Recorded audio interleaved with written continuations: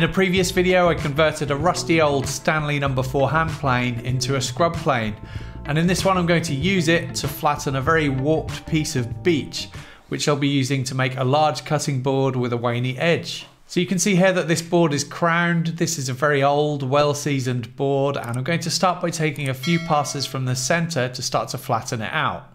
And the beauty of using a scrub plane for this is that the cambered cutting edge lets you take quite deep cuts to remove big shavings very quickly.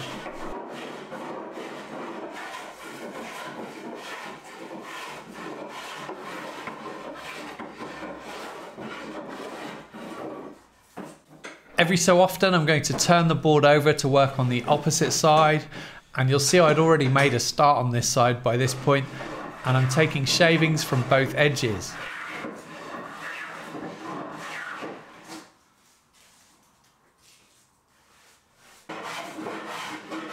And here I'm working on that crown again on the other side, this time cutting diagonally across the grain and sometimes directly across the grain.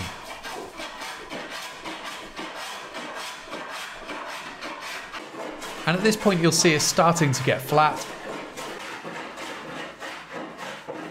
I use a steel rule to check for flatness, and you'll see here it's not quite there yet as there are gaps at each end of the ruler.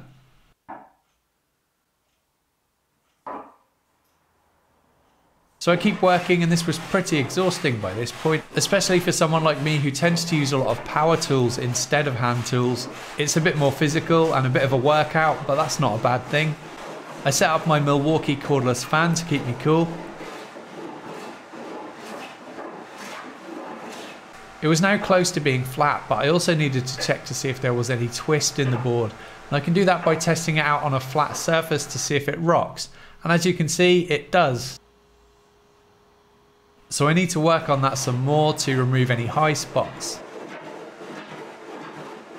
Another good technique you can use for checking for twist is using winding sticks, where you use two sticks placed at either end of the workpiece and then sight down the length of the board, and those two sticks help to accentuate any twist in the board to make it easier for your eye to see. And then when you know where those high spots are, you can work on those to flatten it out.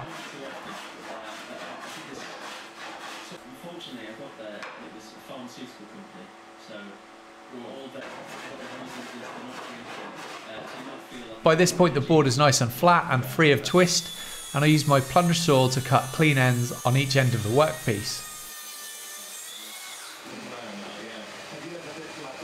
This board still has some bark on it, so I used a chisel to remove that.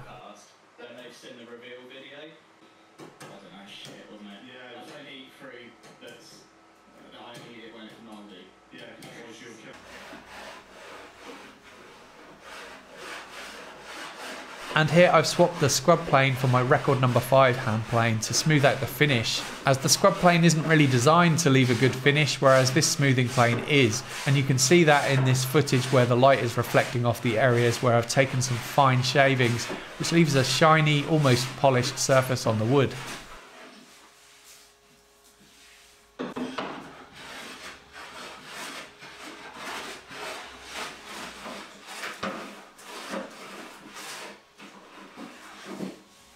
Next I can move on to sanding, which will get the finish on the surface more consistent than is achievable using a hand plane. I sanded at 120 and then 240 grit, and that's all this one needed. And I spent some time hand sanding to break over any sharp edges and corners so it feels nice in the hands. Everything was going well up until this point, when I decided I wanted to route out a finger rebate on the bottom of the board to make it easier to lift. You can see here I've marked out the area I wanted to remove, although after cutting it I decided it'd look better if it was longer, so that's what I ended up doing. But anyway, the reason this created a problem for me was the amount of burning I was getting. Even though here I'm taking very shallow passes, my router bit was pretty sharp. And I had the speed of the router set pretty low, and I was moving the router quite quickly, so as far as I was concerned I was taking every precaution for it not to burn, but it burned anyway. Maybe it's just because it's end grain and beech is a very hard wood, I don't know. But regardless, this now meant that I needed to clean off those burn marks. I think those longer finger slots look much nicer than when they were short. So here's a tool I don't use very often, but it's one of those tools that comes in handy to get you out of trouble every so often. I'm using the tip of my electric belt file to clean off the burn marks. This worked pretty well, but I think what would have worked better would have been a rotary tool with a sanding drum. And I do have a rotary tool now, but I didn't have any sanding drums, unfortunately. Sometimes you just have to use what you have. A final bit of hand sanding and it looked okay. And then I added my maker's mark to the underside of the board. For finish, I'm going to use some of my handmade oil wax. This is the food safe version, so it's ideal for cutting boards, spoons, spatulas and other cookware. I have this available for sale via my Etsy store along with the non-food safe version. And they're available in 250ml pots, which are a generous size, and a little of this stuff goes a long way. Free stickers included with every order too. If you fancy buying some, please do check it out, and it would be a great Christmas gift for any woodworker, and it helps to support my channel. This nourishes the wood and brings out the natural beauty in the wood grain, and it'll help protect the wood too. I gave it 2 coats, left it for a bit, and then came back and buffed it nice and smooth, and it looked really nice. This cutting board is available for sale on my Etsy store, and I'm going to include some of my oil wax along with it.